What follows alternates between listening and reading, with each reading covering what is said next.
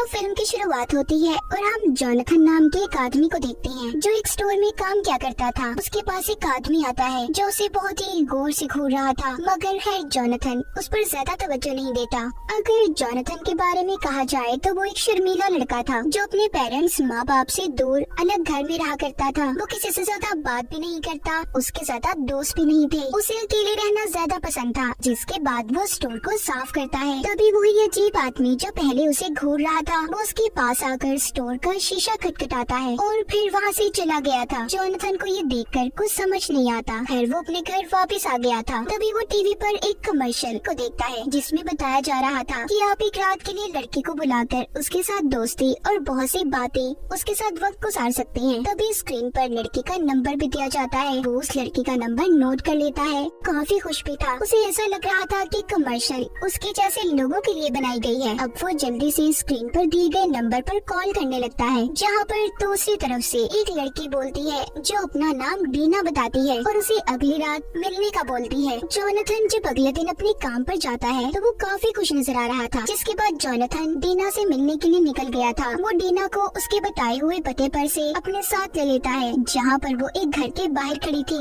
ये दोनों एक होटल में खाना खाने जाते हैं। डीना के सामने जोनाथन को काफी शर्म आ रही थी। जोनाथन उसे अपने घर ले आया था, जहाँ पर लाकर वो पहले डीना का स्केच बनाता है। तभी डीना उसका ध्यान अपनी तरफ करने लगती है। डीना इतनी खूबसूरत थी कि जोनाथन भी अपने आप को रोक नहीं पाया था। जब सुबह होती है तो जोनाथन अपने बेड पर अकेला था। डीना वहाँ से गायब थी। ये बात जोनाथन को काफी अजीब लगती है। वो जल्दी से अपने स्टोर पर जाता है और सारी बात अपने ऑनर मालिक को बताता है, जो उसका अच्छा दोस्त भी था। वो ये सब बातें सुनकर हंसने लगता है। जोनाथन उसको बताता है कि कल रात से मेरे जिस्म पर अजीब सी जलन हो रही है। मुझे कुछ समझ नहीं आ रहा कि आखिर मेरे साथ हुआ क्या है। उसका ऑनर कहता है, देखो मेरी बात मानो, तुम्हें डॉक्टर के पास जाना चाहिए, क्योंकि पता नहीं मुझे क्यों लगता है ये इन्फेक्शन आहिस्ता आहिस्ता तुम्हारे जिस्म में भी फैल सकता है। जोनाथन अपने डॉक्टर के पास आता है और खुद को चेक करवाता है। डॉक्टर उसके जिस्म के हिस्से का कुछ टेस्ट करते हैं जिधर इन्फेक्शन हुआ था और कहते हैं कि इसका रिजल्ट आने में 2 दिन लगेंगे। इसमें तुम ये क्रीम लगाओ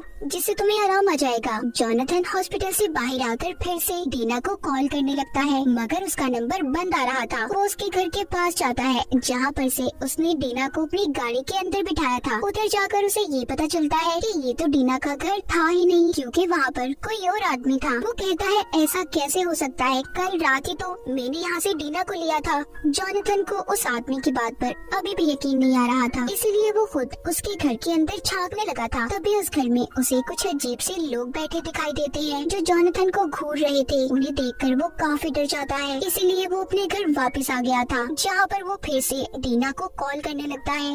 इस बार डीना का नंबर एक आदमी ने उठाया था और कहता है कि किसी डीना का नंबर नहीं है और आइंदा यहाँ पर कॉल मत करना। इसके बाद जोनाथन ये फैसला करता है कि अब वो डीना को उसी होटल में ढूंढेगा जहाँ पर इन्होंने पिछली रात खाना खाया था। तभी जोनाथन ये नोटिस करता है कि वहाँ पर होटल में एक लड़की बैठी है जो काफी देर से उसे घूर रही है। कुछ देर के बाद जोनाथन को उसके ऑनर की कॉल आती है, जो कहता है कि तुम मुसीबत में फंसने वाले हो, इसीलिए जल्दी से मेरे पास आ जाओ। जोनाथन बिना कुछ सोचे समझे उसके घर चला गया था, लेकिन उस ऑनर के घर में काफी सुनसानियत और हर तरफ अंधेरा होता है। जोनाथन उधर पहुंचकर घर में अपने ऑनर को आवाजें लगाने लगा था। तभी उसे एक कमरे से आवाज आती है जो उसके ऑनर की थी। वो कहता है, जोनाथन अंदर आ जाओ। जब वो अंदर जाता है तो एकदम से किसी ने उस पर हमला कर दिया था। जोनाथन भी बदले में उस पर हमला करता है और तभी उधर पुलिस भी आ गई थी, जो जोनाथन को पकड़कर अपने साथ ले जाती है इस जुर्म में कि उसने अपने ऑनर के घर में घुसकर उसे मारने की कोशिश की थी। उधर पुलिस स्टेशन में अब डॉक्टर भी आता है जिसने जोनाथन का टेस्ट किया था। वो बताती है कि तुम्हारे टेस्ट से हमें कुछ भी पता नहीं चला, और साथ ही उसे जख्मी घायल उसकी ऑनर की तस्वीर भी दिखाई जाती है, जिसे देखकर जोनाथन कहता है कि ये सब मैंने नहीं किया। अब जोनाथन के पेरेंट्स और ऑनर को बुलाया जाता है, जो बताता है कि जोनाथन पहले मेरे घर आया और जब मैंने इसे आवाज लगाई तो इसने मुझ पर हमला कर दिया। वो कहता है, मैंने ऐसा नहीं किया, हालांकि मुझे तो इसने खुद कॉल करके घर पर बुलाया था। ये सुनकर ऑनर कहता है, नहीं, जोनाथन झूठ बोल रहा है, मैंने उसे नहीं बुलाया था। जोनाथन के मॉम डैड को भी ये अब लगने लगा था कि वो दिमागी तौर पर अकेले रहने की वजह से बीमार हो गया है, इसीलिए उसे एक अच्छे डॉक्टर की जरूरत है। उधर जाकर भी उसे अजीब से ख्यालात आने लगते हैं। उसे ऐसा लग रहा था कि उस पर कोई जैसे नजर रख रहा हो। तभी वो महसूस करता है कि उसके हाथ पर बहुत ज्यादा खारिश हो रही है। वो इन्फेक्शन जो पहले उसके जिस्म पर था अब हर जगह पर फैलने लगा था। अगली सुबह जोनाथन के मॉम डैड उसे अपने साथ घर ले जाते हैं ताकि वो अपने बेटे का ख्याल रख सके, मगर जोनाथन उनके साथ रहना नहीं चाहता था। वो अपने अपार्टमेंट वापस जाने लगता है, मगर उसके मॉम डैड उसे समझाते हैं कि देखो आज रात तुम इधर ही रुक जाओ। रात को जब वो अपने बेड पर सो रहा था तो उसे डरावना सपना आता है, जिस वजह से उसकी आँख खुल गई थी। उसे अब अपने घर में एक डरावना साया दिखाई देता है, जिसे देखकर वो आवाज़ें लगाने लगा था, कौन है उधर। तभी उसके मॉम डैड भी जाग जाते हैं और उसके डैड उसे जबरदस्ती दवाई खिलाकर सोने के लिए कह रहे थे, मगर जोनाथन उस दवाई को खाना नहीं चाहता था। वो सबको समझाने की कोशिश कर रहा था कि वो पागल नहीं है, लेकिन तभी वो अपने डैड को एक मुक्का मारकर खिड़की के रास्ते से बाहर निकल गया था और भागकर जाने लगता है। मगर थोड़ी दूर जाने के बाद रास्ते में वो बेहोश हो गया था। वो एक साइकिल को चुराकर गैस स्टेशन पर पहुंच गया था, जहां पर वो एक लगी पोस्टर को देखता है जिसमें उसी लड़की की तस्वीर थी जो उसे होटल में बैठकर घूर रही थी। उस पोस्टर पर लिखा था वो आत्माओं भूत प्रेत के बारे में जानती है, इसीलिए जोनाथन उस लगे पोस्टर को उतार लेता है और उस पर लिखे एड्रेस पर पहुंच गया था जो एक होटल होता है। उधर रिसेप्शनिस्ट लेडी बैठी थी। जोनाथन उसे पोस्टर दिखाकर उस लड़की के बारे में पूछता है और सब कुछ अपने बारे में बताता है। ये सुनकर वो उसे रिचुअल जादू की कुछ चीजें देती है और उसे उस लड़की का पता बताकर कहती है जो कुछ भी तुम्हारे साथ हो रहा है वो ही बता सकती है, तुम्हें उस लड़की से मिलना होगा। जोनाथन भी जल्दी से उस पते पर पहुंच गया था, जहां पर बैठकर जब वो एक किताब को पढ़ता है जो उन्हीं चीजों में थी जो रिसेप्शनिस्ट लेडी ने से दी थी, तो उसे और हमें यहाँ पर पता चलता है कि जोनाथन के ऊपर विचेस चुड़ैलों का साया है। तभी वो होटल वाली लड़की भी वहाँ पर आ गई थी, जो जोनाथन को देखकर बताती है कि तुम्हें एक लड़की ने पोजेस्ड अपने कंट्रोल में कर लिया है, तुम्हारे ऊपर काला जादू किया गया है। ये कुछ कल्ट के लोग हैं जो शैतान का साथ दे रहे हैं। वो किसी ऐसे इंसान को अपना शिकार बनाते हैं जो अकेला रहना पसंद करता है, और तुम्हारे साथ भी ऐसा ही हुआ है। दीना नाम की लड़की ने तुम पर जादू किया है, जिससे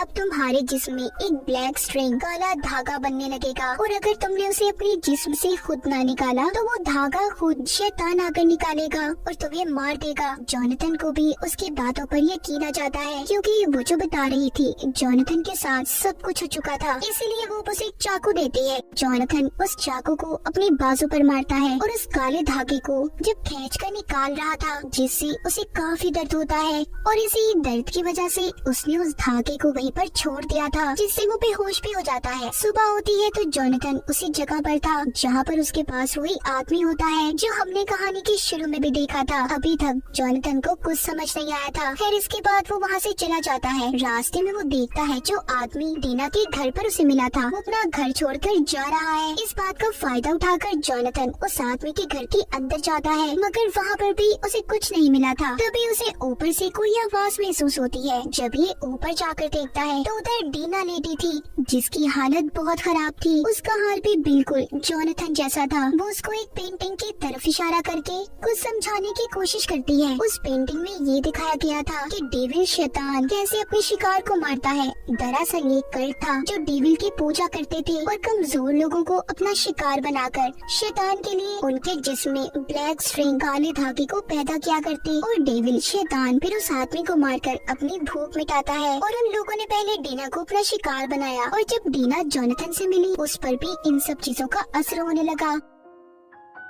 उस कल्ट के लोग घर में वापस आ गए हैं, इसीलिए वो अपने साथ एक चाकू लेकर वहाँ से भागने लगता है। वो लोग उसके सामने आ गए थे और उसे पकड़ने की कोशिश करते हैं, मगर जोनाथन उनको चाकू दिखाकर अपनी साइकिल लेकर भाग जाता है। अब वो अपने ओनर के पास आ गया था और आकर उसे सारी सच्चाई बताता है, जो सुनकर कहता है मुझे नहीं लगता जोनाथन तुम जो भी कह रहे हो सच है, तुम पागल हो गए हो। वो पुलिस को कॉल कर देता है। कुछ ही देर में पुलिस भी उसे पकड़ने आ गई थी। जोनाथन पुलिस वालों को भी पागलों की तरह सारी सच्चाई बताता है, मगर कोई भी उसका यकीन करने को तैयार नहीं था। वो उसे अपने साथ ले गए थे। कुछ दिन के बाद जोनाथन को मेंटल असाइलम में शिफ्ट कर दिया जाता है, क्योंकि सबको ये लगता था कि उसकी दिमागी हालत बिगड़ चुकी है। दिन ब दिन जोनाथन की हालत अब बिगड़ने लगी थी, क्योंकि उसे अब पूरे हॉस्पिटल में ब्लैक स्ट्रिंग की एक चेन नजर आती थी। वो उसी को देखता हुआ एक कमरे में पहुंच जाता है, जहाँ पर उसे एक आदमी दिखाई देता है जिसने ब्लैक कलर का हैट पहना हुआ था, जो उसी कल्ट का मेंबर था, और जोनाथन से कहता है कि तुम जल्दी हमारे शैतान के पास जाने वाले हो। ये सुनकर जोनाथन जोर जोर से चिल्लाने लगता है। जब हॉस्पिटल का एक आदमी उसके पास आता है तो वो देखता है उधर कोई भी नहीं था, सिर्फ जोनाथन ही था जो अकेला चिल्ला रहा था। वो जोनाथन को अपने साथ लेकर आराम करने का कहता है। जब कुछ देर के बाद हॉस्पिटल के सभी लोग अपने कामों में मसरूफ हो जाते हैं तो जोनाथन हॉस्पिटल से भागने की कोशिश करता है, पर तभी हॉस्पिटल वालों ने उसे देख लिया था। वो उसे पकड़ लेते हैं और उसे एक इंजेक्शन लगाकर बेहोश कर देते हैं। जब उसे होश आता है तो अब उसके हाथ पांव बंधे हुए थे। तभी वो अपने पास आता हुआ डेविल शैतान को देखता है, जो दिखने में काफी खौफनाक था। वो जोनाथन के ऊपर आकर उसके जिस्म से ब्लैक स्ट्रिंग को निकालने लगता है, जिससे जोनाथन बहुत तड़प रहा था और ऐसे ही दर्द में तड़पते हुए उसकी मौत हो जाती है। जब सुबह को नर्स उसके कमरे में जाती है तो जोनाथन को मरा हुआ देखकर डर गई थी, क्योंकि उसकी हालत बहुत बुरी थी। उसने चिल्लाकर सभी को वहाँ पर बुला लिया था। जोनाथन के हाथ में वही चाकू होता है जो उसे उस लड़के ने दिया था, जिसने इसे डेविल शैतान की सच्चाई बताई थी और कल्ट के लोगों के बारे में बताया था। बेचारे का किसी ने यकीन नहीं किया और बेमौत मारा गया। फिर हमें इसी कहानी में एक और लड़की दिखाई जाती है जो रोड पर खड़ी लिफ्ट मांग रही थी। तभी हम गाड़ी के अंदर उसी कल्ट के लोगों को देखते हैं जिन्होंने डीना के घर पर भी कब्जा किया हुआ था। वो उस लड़के को गाड़ी में बिठाकर वहाँ से ले जाते हैं। इसका मतलब उन कल्ट के लोगों का अगला शिकार ये लड़की थी। फिल्म की कहानी भी यहीं पर खत्म हो जाती है।